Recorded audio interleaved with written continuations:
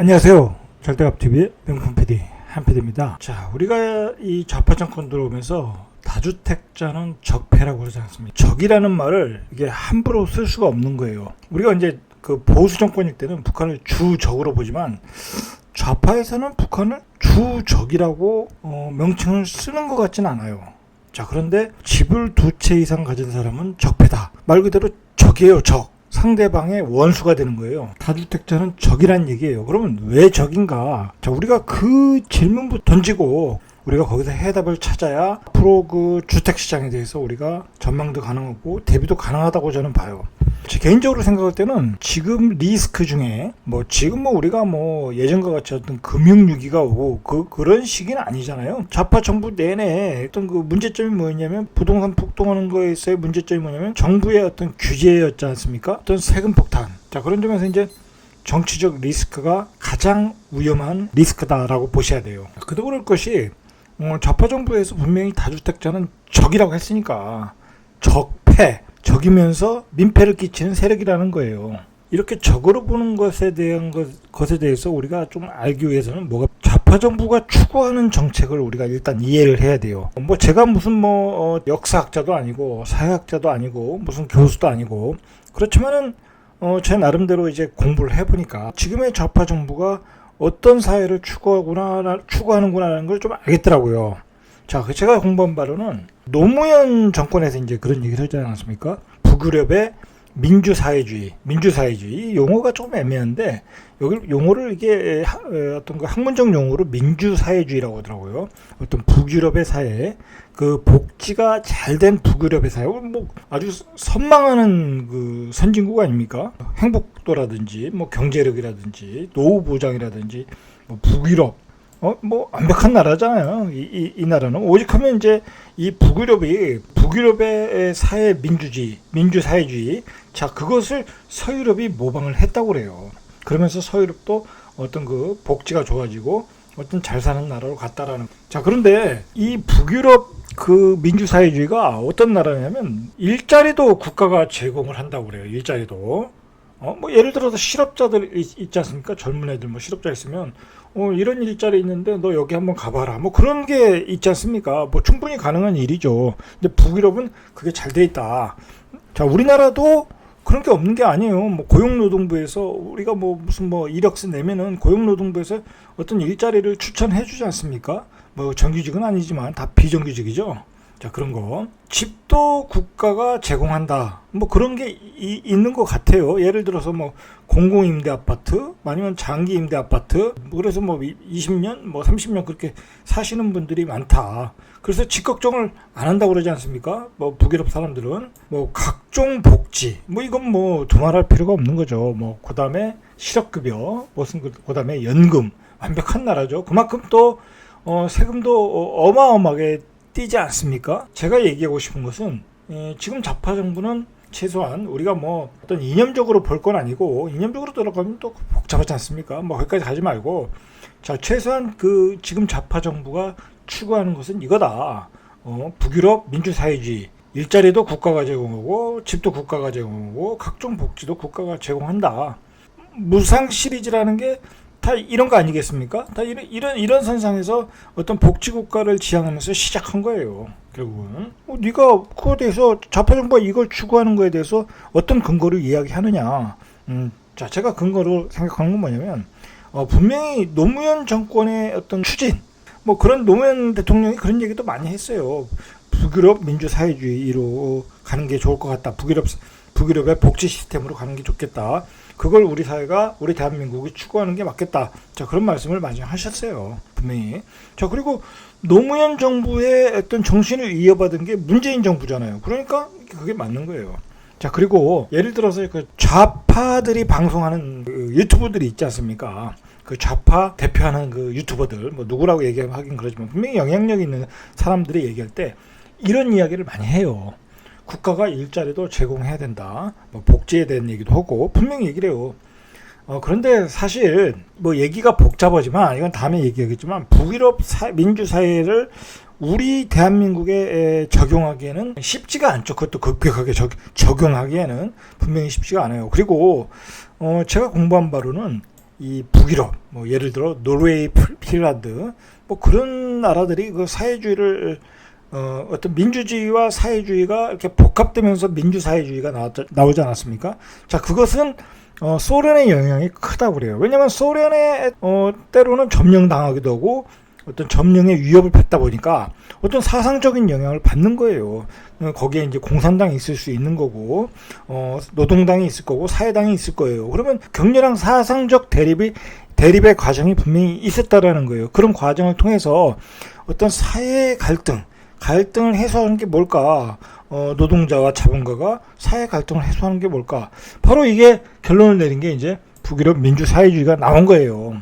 자, 그만큼 어떤 그 대립의 구도에서 이런 그 훌륭한 시스템이 나온 거죠. 뭐 북유럽의 민주사회주의는 분명히 훌륭한 시스템은 맞아요. 맞지 않습니까? 뭐 행복감도 높고 그리고 평생 노후 보장이 되고 뭐 문제가 없죠. 자, 그런데 그게 우리 사회에 급격하게 적용하다 보니까 문제가 됐다. 자, 제가 왜 이렇게 그 앞에서 이런 그 북유럽 민주사회주의를 이야기했느냐라고 이제 이야기하면, 지금 좌파 정부가 피는 그 주택 정책, 지금 정치권의 커다란 화두가 되지 않았습니까? 우리가 괜히 그 부동산 문제가 이렇게 불거진 게 아니고 정부가 무리하게 정책을 펴고 규제를 가했기 때문에 부동산 정책이 이렇게 집권 기간 내내 문제가 되었던 거예요. 그리고 앞으로도 문제가 되었던. 그러면 왜 이렇게 많은 그 그냥 시장 경제로 그냥 순리대로 움직이면 되는데, 가면 되는데, 규제도 풀어주고. 근데 왜 지금 좌파 정부는 그것을 포기하지 않느냐라는 거예요. 않느냐. 제가 누누이 방송에서 얘기했지만 절대로 포기하지 않는다라고 이제 이야기를 했는데, 자, 그것의 그 배경이 바로 이런 거예요. 지금은 좌파 정부의 어떤 그 복지국가, 북유럽 민주사회주의로 가기 위한 노무현 정부부터 시작한 어떤 그런 여정이란 말이에요. 그 여정을 포기를 하겠느냐? 자, 포기 못 한다는 거예요. 포기를 한다는 것은 지금의 부동산 정책을 포기를 해야 가능한 거예요. 자, 이러한 복지 사회가 되기 위해서는 이 지배 문제부터 해결해야 되는 거예요. 지배 문제. 자, 생각을 해보세요. 만약에 지금의 시장 경제도 과거처럼 이 주택 시장, 부동산 시장을 시장 경제로 순리대로 가게 만든다면 과거처럼 빈부의 격차는 벌어질 수밖에 없어요. 그렇지 않습니까? 잘 사는 사람은 더 잘 살고 못 사는 사람은 더 못 살 수밖에 없어요. 자꾸 좋은 입지는 더 좋아지고 안 좋은 입지는 계속 안 좋아지고 좋은 입지로 들어가는 사람은 더 많아지고, 자, 그러다 보니까 빈부의 격차는 더 벌어질 수밖에 없어요. 자, 그런 선상에서 좌파 정부는 절대로 부동산 정책을 포기할 수가 없고, 더욱 지금 좌파가 원하는 그런 정책으로 추진할 수밖에 없다라는 거예요. 자, 그러니까 최근에 이 부동산 시장에서 나타나는 것은 좌파들이 새로운 세상으로 가기 위한 어떤 커다란 사상의 충돌점이라고 봐요. 저는 그렇게 봐요. 이게 간단한 문제가 아니라는 거예요. 제가 어제 홍준표 대선 예비 후보라고 해야 되나요? 자, 그분도 뭐 대권에 나왔던 분이니까 사실 그분이 얘기하는 그 내용을 보고 제가 조금 약간 놀랐어요. 자, 그분은 자신이 이야기하듯이 보수 적장자예요. 보수를 대표하는 사람이에요. 실제로 지금 그 국민의힘 후보에서 가장 그 보수의 색깔을 가지신 분 아니에요. 자, 그분이 주택에 대해서 부동산 시장에 대한 문제 해결에 대해서 어떤 이야기를 했냐면, 예를 들어서 사회자가 당신은 너무 보수적인 거 아니냐라고 얘기했을 때 그분이 그랬어요. 아니다, 나는 좌파의 사상도 받아들이는 적극적인 스탠스를 가지고 있다. 자, 그러면서 부동산에 관해서도 지금 너무 집값이 폭등을 하고 있다. 자, 이걸 막으려면 어떤 긴급 조치 같은 게 필요하다. 자, 그래서 일정 기간을 두고 뭐 계속 그럴 수는 없는 거니까 일정 기간을 두고 소유를 2주택으로 제한을 하자라는 이야기를 하더라는 거예요. 그 얘기는 뭐냐면 그만큼 좌파의 사상이 뭐 이렇게 깊이 국민 정서에 파고들었다라는 거예요. 이제 다주택자는 이제 말 그대로 욕을 먹는 그런 사회가 되었다는 거예요. 오직하면은 그 김연아 전 의원, 그분이 SH 사장으로 이제 임명이 되었는데 청문회에서 안 되지 않았습니까? 주택이 4개라고. 주택이 4개도 아니에요. 상가 오피스텔 빼면 2주택이에요. 그리고 그분의 남편이 부산에 사니까 부산에 하나 있고 뭐 서울에 하나 있고 그것도 욕을 먹더라는 거예요. 욕을 먹더라. 자, 그래서 임명해서 자진 사퇴 해더라는 거예요. 자, 그만큼 이 주택의 문제는 간단한 문제가 아니다. 지금 간단한 문제가 아니고 좌파는 절대로 포기할 수 없다라는 거예요. 이 정책을 좌파는 이 정책을 절대로 포기할 수 없으니까 결국은 계속 다주택자를 잡아나가는 옥죄어 나가는 정책이 나오고 있는 거예요. 이런 배경하에서 다주택에 주신 분들은 이런 정치적 배경을 이해하셔야 돼요. 이해하지 않고 앞으로 계속해서 나간다고 하면 계속해서 다주택 스탠스로 나간다고 하면 커다란 위험에 취할 수 있어요. 커다란 위험에 처할 수 있어요. 왜냐하면 계속해서 보유세, 종부세가 강화될 수밖에 없다. 최소한 좌파 정부에서는 자, 우파가 들었을 경우는 뭐 좀 완화는 되겠지만 자, 그렇다는 거예요. 지금 좌파의 어떤 그 생각하는 정치 시스템으로 만들고 국민의 복지와 국민을 위한 사회로 만들기 위해서는 바로 이 시작점이 이 집이에요. 집. 이 주거 정책에 지금 총력을 다 기울이고 절대 양보를 하지 않고 있다라는 거예요. 자, 얘기가 좀 반복적으로 얘기되는데 매우 중요한 얘기다. 이 얘기는 계속 그 칼날은 다주택자를 향하고 있어요. 다주택 가구가 317만이라고 그래요. 2019년 기준. 뭐 여기도 조금 더 변했겠지만 대략 317만 가구다. 자, 이 317만 가구가 보유한 주택이 약 770만 가구. 그러니까 한 가구당 2주택을 317만이 가지고 있다라는 거예요. 반면에 무주택 가구가 888만 가구래요. 자, 이게 전체에서 차지하는 비중이 43.6%라는 거예요. 그러니까 이 무주택이 이렇게 많은 거예요. 이렇게 많다. 좌파 정부가 이 무주택자를 위한 어떤 그 정책을 필 수밖에 없는 거예요. 또 얘기했듯이 그 다주택자의 문제가 해결돼야 이 좌파 정책이 시작되고 보수화를 막을 수 있는 거예요. 이 사회가 보수화가 되면 좌파 정부는 들어갈 틈이 없어요. 좌파 정부가 집권할 수가 없어요. 그래서 좌파 정부가 생각하는 것은 주택을 제공하고 일자리를 제공하고 자, 그리고 사회 보장과 복지 다 제공하는 거예요. 그래서 소득과 분배가 평등한 사회로 간다. 자, 이게 말이 쉽지 이게 가능하겠습니까? 절대 쉬운 일이 아니죠. 어떤 북유럽 사회와 우리 사회는 근본적으로 틀린 게 많지 않습니까? 기본적으로 어떤 그걸 받아들일 수 있는 성숙한 사회잖아요. 그 남을 배려하고 분배를 할 수 있는. 예를 들어서 그 사람들 북유럽 사회는 막 그 세금도 뭐 50% 60% 막 내지 않습니까? 젊어서부터. 자, 그런데 우리나라 같은 경우에 예를 들어서 세금을 50% 내라. 북유럽 사회처럼. 그거 가능하겠습니까? 이게 쉽지 않겠죠. 자, 세금을 50% 못 낸다고 하면 이러한 그 복지를 무슨 돈으로 감당하겠습니까? 자, 그러니까 이제 좌파 정부가 제일 먼저 건드리는 게 부동산이 되는 거죠. 자, 그래서 땅에서 보유세를 걷겠다고 그러고 토지 공개념을 도입해서 보유세, 종부세, 뭐 양도소득세, 뭐 온갖 세금을 다 걷는 게 왜 그렇겠습니까? 이런 복지 자금을 만들기 위해서, 복지를 위한 예산을 만들기 위해서 그렇게 많이 걷는 거라는 거죠. 이러한 배경을 가지고 있기 때문에 다주택자에 대해서 계속 칼날을 내리칠 것이다. 자, 그래서 제가 지금은 정치적 리스크가 가장 큰 시기라고 보셔야 돼요. 지금은. 예전에는 뭐 2008년도 뭐 금융위기가 올 때는 자본주의의 환경, 어떤 경제적 환경이 리스크였다면 지금은 정치적 리스크가 제일 크다. 여러분 꼭 기억하셔야 돼요. 지금 계속해서 좌파 정권이 시장에 무리하게 개입을 하다 보니까 시장이 굉장히 민감하게 반응을 하고 있어요. 자, 요즘 그 부모 찬스 연끌이라고 20대 이하의 서울 아파트 매수 비중이 2달 연속 최고치라고 합니다. 자, 그러니까 부모가 10대 아이들의 미래까지 걱정해서 집을 사주고 있다라는 거예요. 이 부모님들 입장에서 보니까 이 좌파 정부가 이렇게 규제를 하나 집값이 떨어지기 힘들다. 진짜 언제까지 올라갈지 모르겠다. 자, 걱정이 되니까 10대까지 사주고 있다라는 거예요. 오늘인가 그 보니까 그 청주의 힐스테이트 생활 숙박형 시설이에요. 나는 도대체 생활 숙박형 시설이라는 게 도대체 뭔지 모르겠어요. 그 용어가. 자, 어쨌든 생활 숙박형 시설이라는 것은 그 오피스텔도 아니고 아파트도 아니고, 자, 그런 게 예전 기준으로 보면 투자 가치가 있었나요? 투자 가치가 없었어요.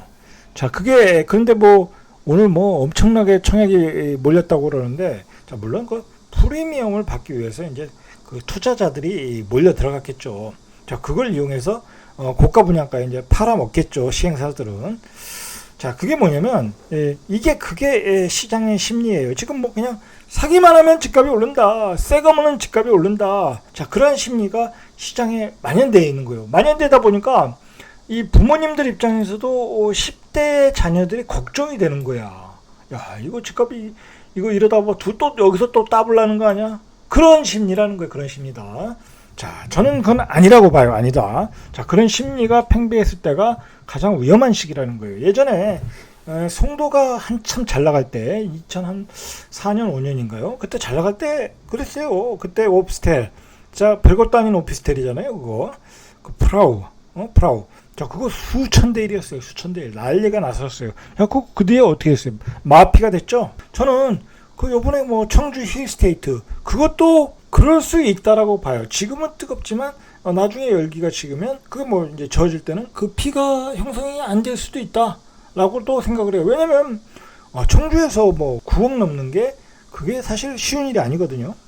어쨌든 뭐 그 얘기는 여기까지 하고, 정부가 또 그 시장에 안 잡히니까, 규제로서 안 잡히니까 금리 인상 압박을 하고 있어요. 그래서 금융위원장이죠, 이 새로 들어오신 이 후보자가 금리 인상을 주장하는 통화 긴축론자예요.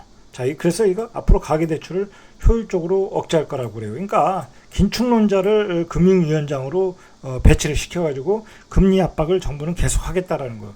그래서 8월에서 10월에 금리 인상을 하겠다라고 언론에 흘리고 있는 거죠. 이게 이제 정부의 최후의 대책이에요, 사실상. 뭐 더 이상 대책이 뭐가 있겠어요? 없어요, 이제. 자, 그런데 우리가 한번 생각을 해봐야 돼요, 금리 인상에 대해서. 지금 확진자가 안 줄고 있어요. 지금 더 늘어나잖아요. 그래서 올 겨울도 걱정이 된다고 그러지 않습니까? 자영업자는 눈덩이처럼 불어나고 있어요. 이 대출받는 금액들이, 자영업자의 대출이 눈덩이처럼 불어나고 있다. 자, 이런 상황에서 이 금리 인상이 가능하겠습니까? 이렇게 금리 인상을 하겠다고 억지를 부리는 이유가 뭐겠습니까? 이런 좋지 않은 상황에서도. 자, 6월 말에 개인사업자 대출 잔액이 405조예요. 405조. 코로나19 발발 전보다 66조 9천억, 67조가 늘어났다고 그래요. 자, 근데 이런 상황에서 정부가 금리 인상을 하겠다고 이야기를 하고 있어요. 그러니까 이게 다 정치적 프레임으로 보기 때문에 그래요. 이게 정치적 프레임. 이 부동산을 안 잡으면 정권 재연장이 어려울 수 있잖아요. 그렇지 않습니까? 여기서 부동산이 폭등한다고 하면 정말 정권 재연장이 어렵다고 좌파 정권은 생각을 하고 있는 거예요. 눈덩이처럼 불어나고 있는 자영업자 대출에도 불구하고 금리를 올리겠다? 이거 쉽지 않겠죠? 제가 보기엔 쉽지 않아요. 엄포는 놓고 있지만. 만약에 금리 인상을 했다, 그러면 굉장히 선거에 어려워질 수 있는 국면으로 갈 수 있어요. 자, 이미 세금 폭탄은 때리고 있어, 다주택자들에게. 자, 일단 이 양도세를 82% 했다는 얘기는 팔지 말란 얘기예요. 이건 제가 보기에는 양도세 82%는 팔지 말아라. 그거 니들 어떻게 팔겠냐? 자, 그러면 팔지 말고 가지고 있으란 얘기예요. 세무사들이 이 양도소득세 경우의 수를 따져보니까 189가지래요. 이거 이렇게 되면 집 못 팔아요. 아무리 갖다 세금을 세무사한테 맡겨서 상담해봤는데 이 189가지나 되니까 세무사도 체크가 안 돼. 그러면 팔 때 세금이 또 나와요. 잘못하면 폭탄 세금이 나와요. 그러니까 팔지를 못하고 있어요. 지금 팔지도 못하고 정부도 이렇게 팔지 말란 얘기예요. 자, 정부 입장에서는 팔지 말고 또박또박 세금만 많이 내라. 자, 그게 가장 좋은 시나리오죠. 그렇지 않습니까? 정부 입장에서는 세수가 많이 들어오는 게 중요한 거니까. 자, 30억대 주택을 가지면 4천만 원 내야 된다. 이거 가지고 있기가 쉽지가 않겠죠? 이거 가지고 있기가 쉽지 않아요. 1년에 4천만 원씩 그 집세로 낼 수 있는 사람이 얼마나 되겠어요? 자, 뭐 이건 뭐 제가 매번 얘기한 거니까, 결국 그러니까 다주택자들은 이제 증여로 갈 수밖에 없죠. 뭐 두 가구 가진 사람들은 증여로 분산해서 보유세, 종부세 줄이겠죠. 자, 6월에 아파트 증여가 1698건, 전달보다 1.3배가 늘었다. 6월에는 특히 고가 주택이 몰린 강남권에서 증여가 폭발적으로 늘었다. 그 중에서 송파구의 유혈 증언은 629건, 자, 전달보다 82건, 7.7배나 증가했다라는 거예요.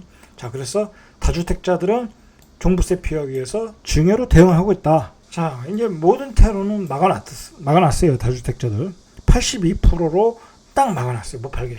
자, 거기에 계속 그 종부세, 재산세율은 높여가고 있어요. 공시지가 현실화를 통해서 결국은 사면 초과로 좌파 정부는 다주택자를 몰아가고 있어요. 똘똘한 한 채 가지신 분들도 장기 보유도 이제 녹록지 않아요. 세법을 개정했어요. 장기 보유 특별공제도 세율을 조정했어요. 오래 가지고 있어도 세금만 실컷 내고 팔아도 양도 차익을 줄이겠다. 자, 그것도 이제 또 바뀔 수도 있잖아요. 더 강한 좌파 정부가 오면. 자, 다주택자는 배수의 진을 쥐고 있어요. 이 배수의 진은 뭐냐?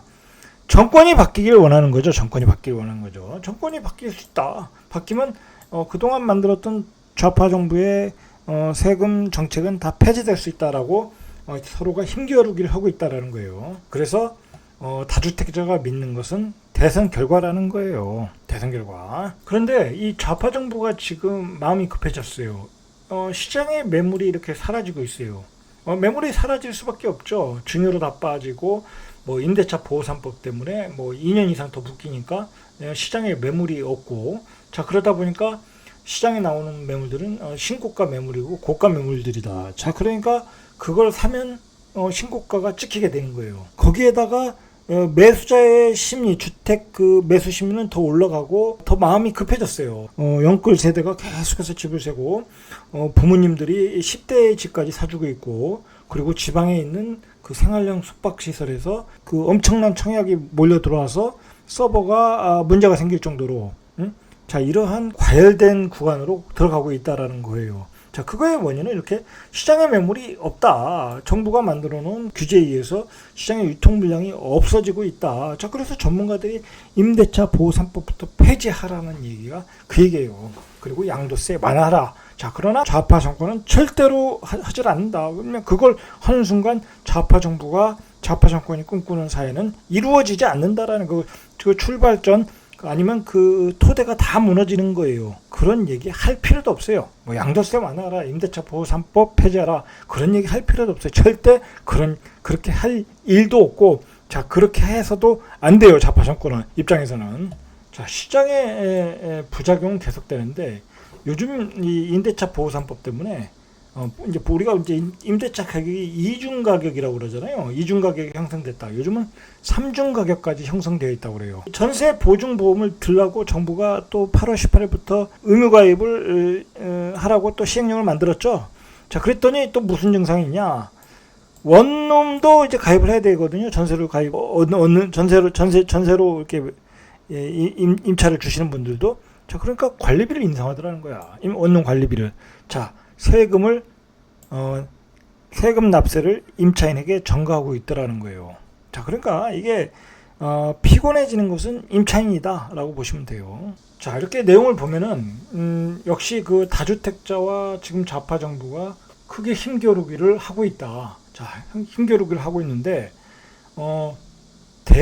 결국은 다주택자들한테 구세주는 대선밖에 없어요.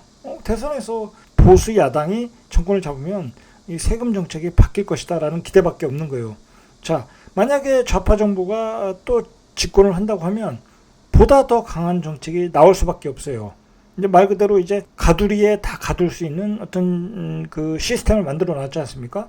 나가지도 못하게 만들어 놨어요. 양도세로. 그러면 이제 거기다가 세율만 계속 올리면 어떻게 되겠습니까? 그냥 세금 폭탄 맞고, 아니면 팔든지, 그래서 금매로 던지든지. 자, 그런 그 시나리오만 남았다라고 보시면 될 것 같아요. 자, 그래서 제가 보기엔 다주택자와 좌파 정부, 자, 이 게임은 이미 그 절정을 넘어서 후반기로 달리고 있고, 결국은 대선 결과가 승부처가 될 것이다. 제가 누누이 강조하지만 이미 그 똘똘한 뭐 두세째 가신 분들은 다 증여로 다 이렇게 대비를 하는 것 같아요. 그러나 대비하지 않는 다주택자들이 있다. 자, 그분들이 바로 다주택 갭 투자들이에요. 막 그냥 요즘도 가서 사고 있잖아요. 그죠? 막 돌려가면서 사고 있잖아요. 자, 그런 분들이 아마도 다음 그 대선 결과에 따라 크게 곤란한 상황이 올 수 있다. 자, 저는 그렇게 봐요. 그래서 누누이 대비하셔라 라고 이야기하는 거예요. 자, 오늘은 여기까지. 이상 절대값 튜브의 명품 PD 한 PD였습니다.